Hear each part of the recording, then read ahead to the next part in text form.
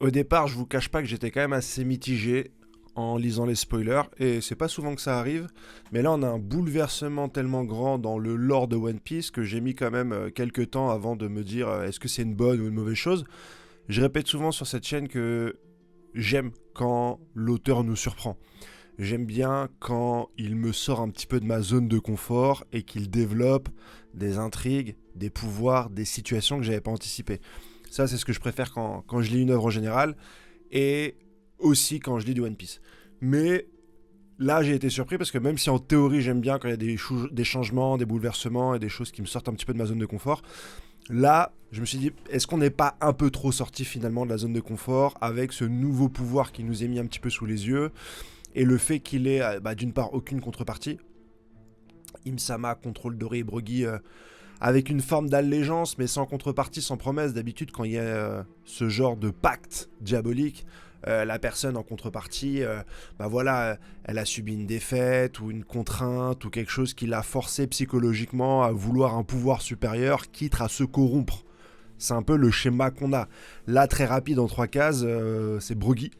Donc du coup, qui devient un roi démoniaque en quelques secondes. Et j'ai eu un petit problème avec ça. Puis surtout, je me suis demandé graphiquement, en fait, qu'est-ce que ça allait donner. On a un manga qui peut aller assez loin. La panel, elle est vraiment large. Le scope, le, le panel de possibilités est quand même assez large dans One Piece. On va pas se le cacher. Mais je sais pas pourquoi. Je me suis dit, mince, là, des démons, des ailes, des fourches, des cornes, etc. C'est peut-être pas ce qui va me plaire le plus. Je vais être complètement honnête avec vous. Mais ce matin, j'ai vu les premières pages et je vous cache pas que j'ai été quand même rassuré sur le style graphique et que ça restait quand même dans la veine de ce que faisait jusqu'ici Shiroda. Donc je suis un peu plus rassuré et je me dis bon, c'est vrai que c'est un peu choquant cette histoire. Vous me donnez directement votre avis en commentaire. Est-ce que vous êtes un peu et vous me l'avez déjà dit déjà dans la vidéo de lundi, étonné, choqué, est-ce que ce bouleversement vous plaît ou pas? Dans l'idée, n'hésitez pas à donner directement votre avis, mais moi j'avais quand même une certaine réticence, hein, je vais pas vous le cacher, même si je suis quand même rassuré par les images que j'ai vues. Ok, on reste dans le style graphique. Et la deuxième chose vraiment qui me surprend, c'est le nombre de réponses qu'on a en un seul chapitre, et on va en parler aujourd'hui, hein, sur les 19 rois qu'on rejoint Joy Boy, sur aussi l'attaque de Marie-Joas qui est en feu, je vais vous en parler en fin de vidéo, j'ai aussi une théorie de pourquoi Imsama est parti demander de l'aide. On a aussi très certainement des réponses pour Zunesha, et on va continuer à creuser, tu dois avoir pas mal de choses qui vont être expliquées, parce que là dans ce chapitre, tu as globalement le pouvoir d'Imsama, son manque de contraintes, et pas mal d'explications qui vont avec. Bienvenue dans la vidéo du résumé complet du chapitre 1151 de One Piece. Si tu aimes ce genre de vidéo, n'hésite pas à t'abonner, c'est hyper important, mais en ce moment vous le faisiez sans que j'ai besoin de vous le dire, enfin je vous le dis, mais ça suit. On va bientôt atteindre les 48 000, les 50 000 abonnés.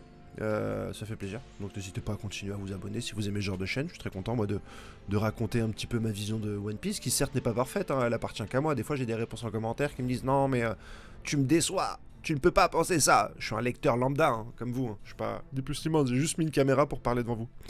Et de partager cette vidéo et de mettre le maximum de pouces bleus. On va commencer déjà par parler un petit peu du chapitre et de ce que nous est énoncé.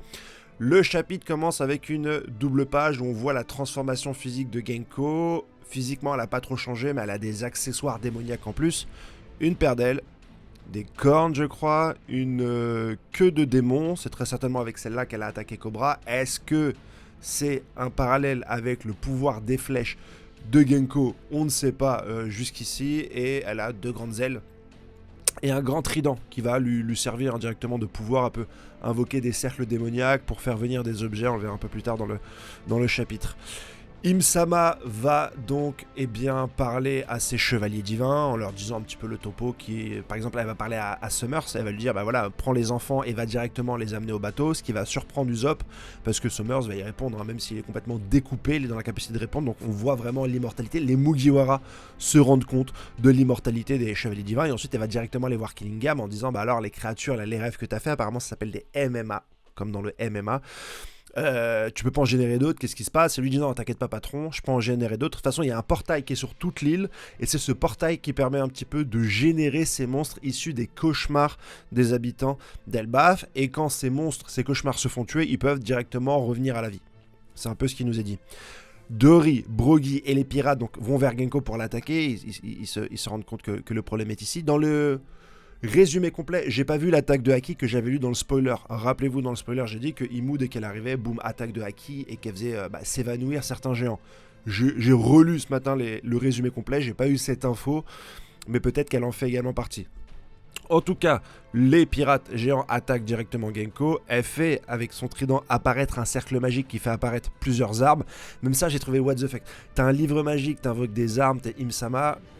Graphiquement ça passe, mais au début quand on me l'a expliqué, j'ai dit ouais attends, est-ce qu'on part pas un petit peu en couille là, coup de couteau donc dans la main de Bori ou Drogi, je me rappelle plus, et ensuite elle récupère un fusil à canon scié et elle lui tire dans le poignet, ce qui fait qu'il va perdre la main.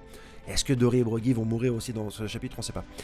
Elle sort donc son livre et sans le consentement ni sans contrepartie, et c'est ça que je trouve ça dommage, même avec le style graphique je trouve ça dommage, mais on aura très certainement des réponses après.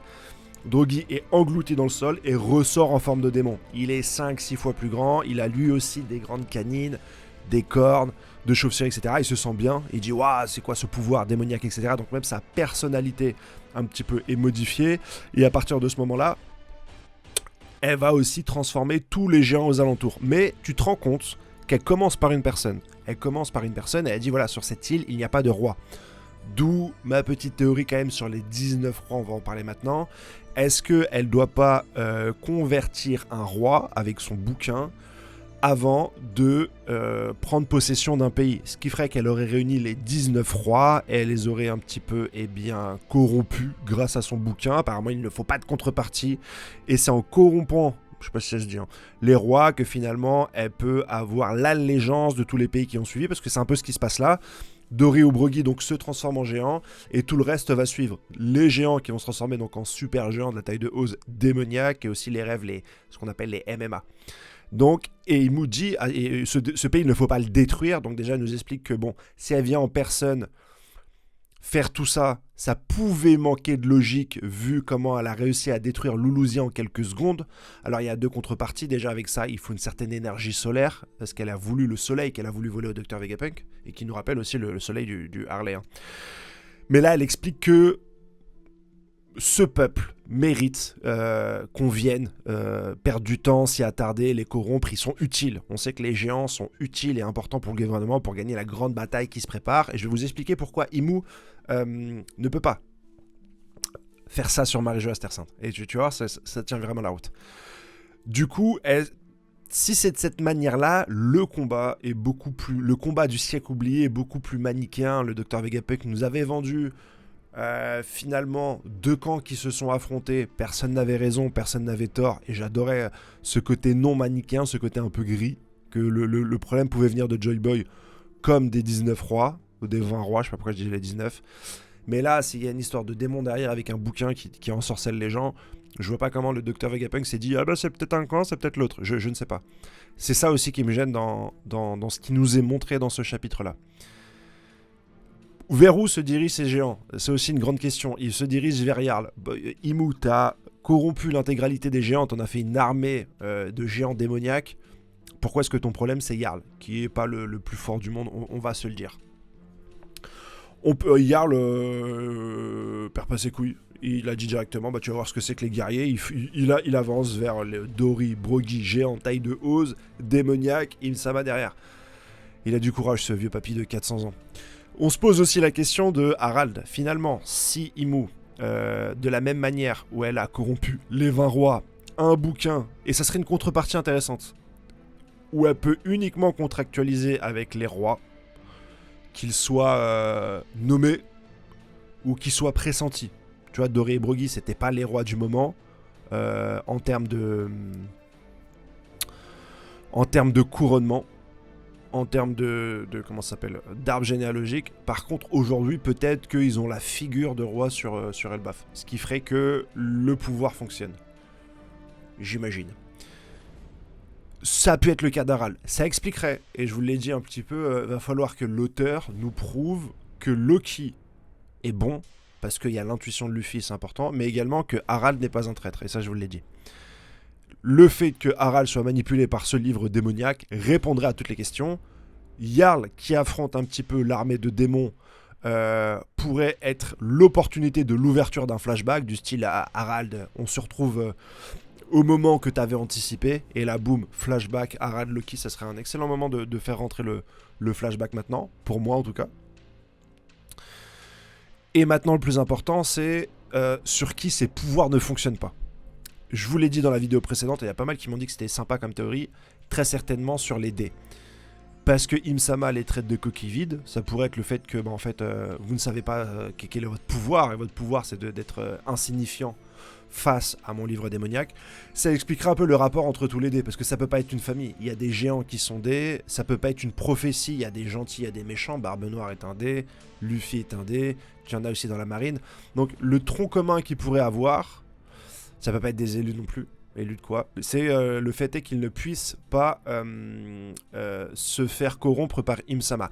Ça expliquerait Lily qui est une dé, pourquoi est-ce qu'elle a réussi à se sauver et à disperser les poneglyphes. Alors certes, elle ne rentre pas à la Bastade, très certainement qu'elle se fait tuer par la même occasion. Tu peux mourir quand t'es AD, mais peut-être que tu ne te fais pas corrompre. En tout cas, c'est ce que je pense. Ça serait logique.